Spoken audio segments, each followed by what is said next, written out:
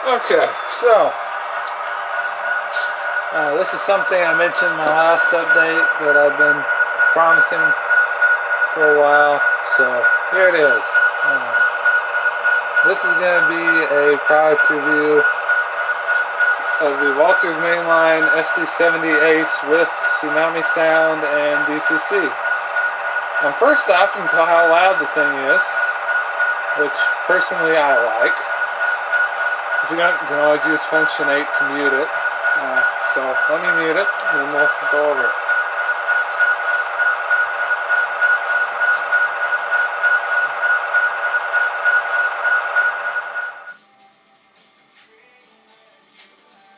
Okay, so there you go. We've got sound muted. So MSRP.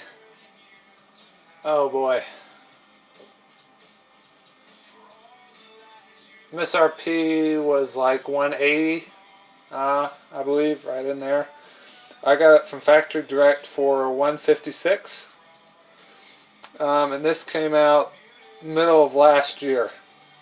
I put in a pre-order for this, so it took about 6 months to get here, and then I've had some issues with my DCC, so I'm just now getting around to actually reviewing it for you guys. But so just first thoughts, I already took it out of the box because I've run it a bit. I like the packaging, very nice. Nice thick foam packaging around it. It came wrapped in a plastic sleeve. And then on the front here, in place of the couplers, we had front couplers, they had these things screwed on that would hold it steady in the packaging. So they didn't ship it with the couplers, so you don't have to worry about the couplers getting banged up. They came in a separate little baggie. So as you can see, I've already swapped them out.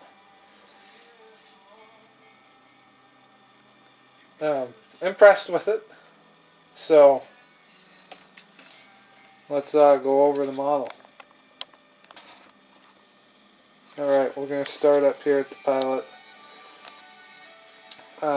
We have a coupler, we have ditch lights, we have the two headlight up here at the top, which is typical,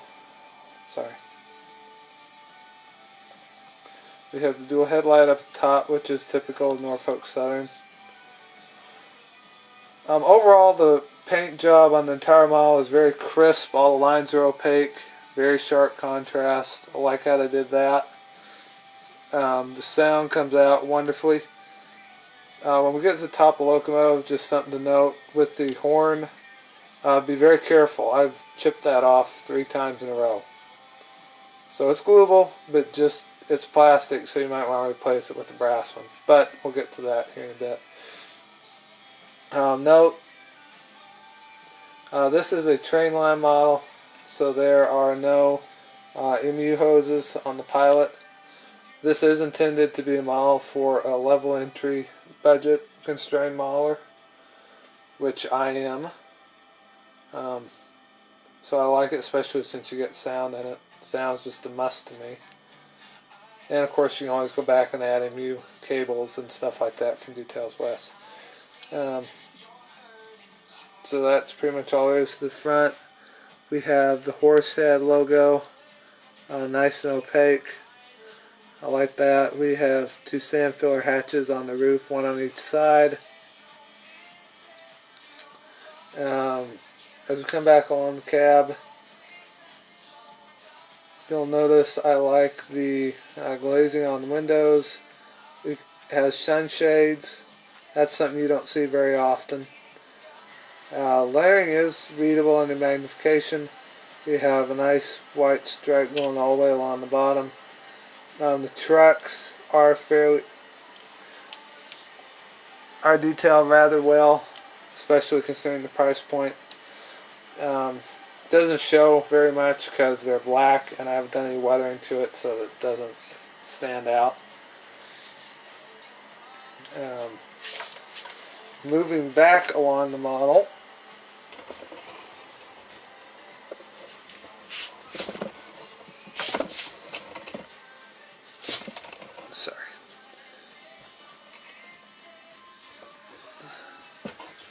Give me a little bit of break here, people. This is the first one I've ever done as far as product reviews go. So, look at the back half again. We have a nice crisp job on the lettering. There's our white safety stripe. Same thing. The back is the same as the front. If we get here, lack of MU hoses. Again, it comes with the buffers. I already put the coupler in. It's nice and close, which is good. It's got a rather good amount of play. So curves on here in the 20 to 22 range, so it goes around them fairly well. Of course, the coupler overhang is at the edge. So honestly, if you can, you probably want to run this on something above a 22. Probably even above a 24. I'd say 26 or 28 minimum. But it'll go around mine. I like big modern diesels, so I like that feature. Notice both front and back. Another observation, I like how they did the stairs. I don't know if you're going to be able to see this.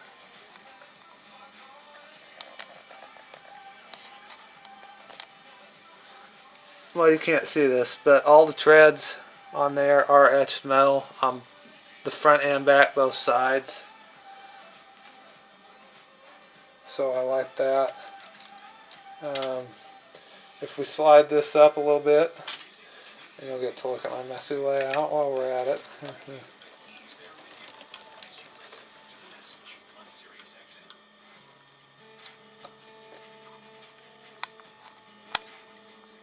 Sorry about that. Come on, camcorder, focus. So if we look at the back, again it's the same as front. We have horsehead lettering. Don't have ditch lights on the back, obviously. The plow doesn't have any MU cables.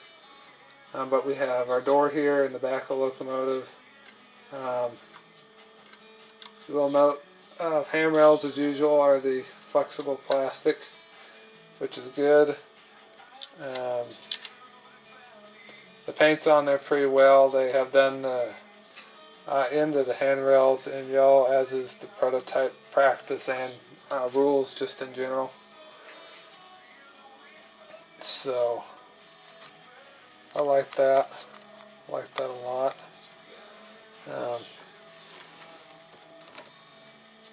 If we flip it around,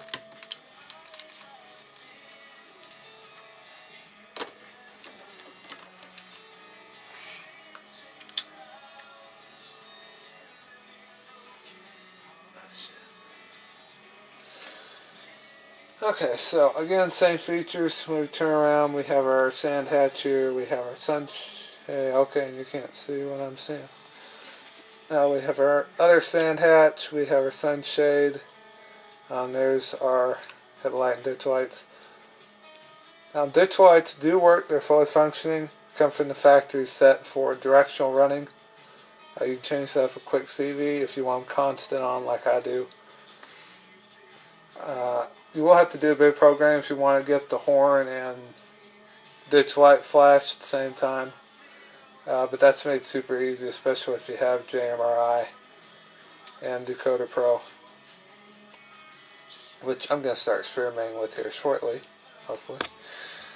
And again, just as we go along the model,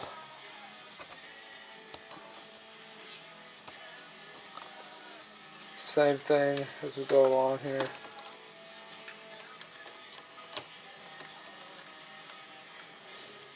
We have a nice job again on the lettering. We have air intakes. And again we have the on the back here.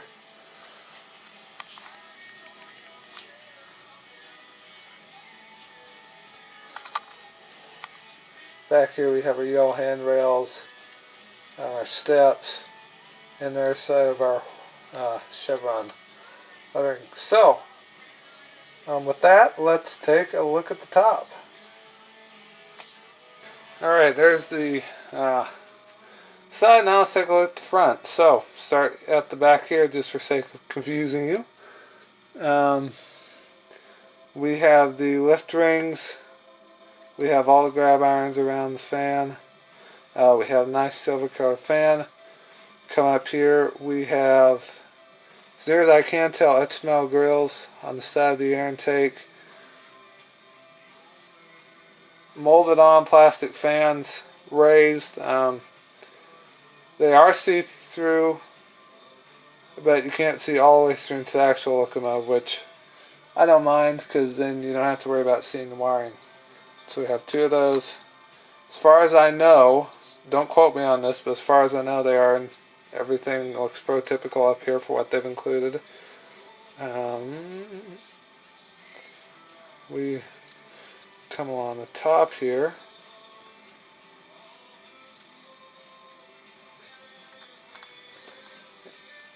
So there's the horsehead logo. There's a horn. I'm going to try and zoom in if this will focus. Nope, it won't focus. But there's the horn. I've chipped it off. Yeah. Come up here. We have more. Let's see. There's exhaust stack doy. I can't even call stuff right. The exhaust stack. Excuse me. Right here. This is completely see-through, and when you're looking straight on, you can see some of the wiring inside. I guess it's not really that big of a deal, because you kind of do have to look, and you probably won't notice it if you're focusing on running the train and the sound. So that's probably just a little pet peeve thing there, being nitpicky, but just something to point out. You have a smaller vent right here. It is not see-through, but it still looks pretty good. And then we come along the front. We don't have PTC antenna or anything like that, but again, aftermarket parts. And again, remember, this is targeted for the beginner / hobbyist on a budget people like me. So that I don't really mind. But you get to the front here. Again, we have the top of those sand filler hatches, and we have the door molded on there. So, I mean, I like it. I like it. It runs pretty good. Sounds good. Sound is excellent. Of course, it's Soundtraxx, so you know what do you expect. But yeah.